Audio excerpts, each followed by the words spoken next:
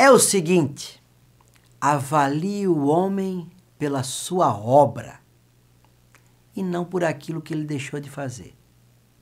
Traduzindo, nós vivemos uma sociedade que, eu não gosto dessa palavra sempre e nunca vou usar aqui, mas sempre teremos coisas a fazer. Sempre. É natural.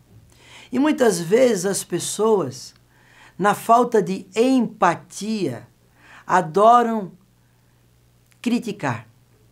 E eu sempre digo que criticar é mais fácil. Qualquer um consegue. Até o incompetente consegue. Até aquele que nada faz consegue criticar. Consegue destruir. Eu quero saber o seguinte: e fazer? E colocar a mão na massa?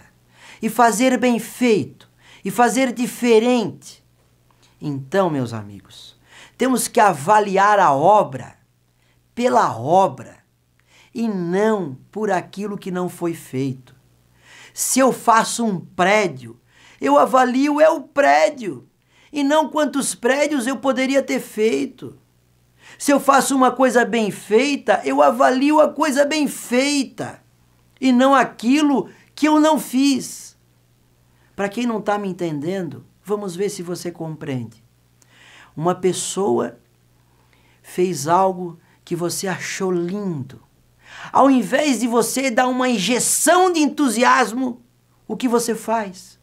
Você diz assim: ah, mas tu poderia também fazer isso aqui. Eu pergunto, o que tu ganhou com isso? O que tu ganhou com isso? É o supervisor escolar que um belo dia, exercendo o seu ofício de supervisor escolar, senta numa turma de 6º ano, assiste a aula e o professor dá uma aula brilhante, brilhante. Os estudantes, os olhos brilham. E aí ele vai dar o tal do feedback. E ele diz para o professor: gostei da aula, mas tu poderia fazer isso e aquilo. Não, querido, não faça isso. Você acabou de dizer que ele deu uma aula brilhante, então diga o seguinte: você deu uma aula brilhante, você é um cara extraordinário, professor maravilhoso, prestei atenção nos estudantes, estavam vibrando na tua aula, e quando a aula estava encerrando e tu olhou no relógio, o estudante falou: já acabou, professor.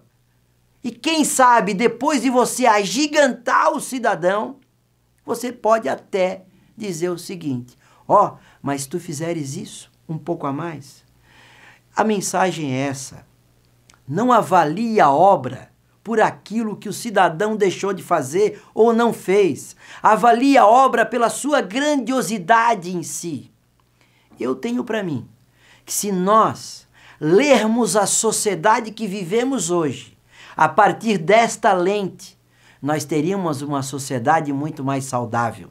Porque nós olharíamos primeiro a pérola da obra e não as pontinhas que pode ter um ou outro problema.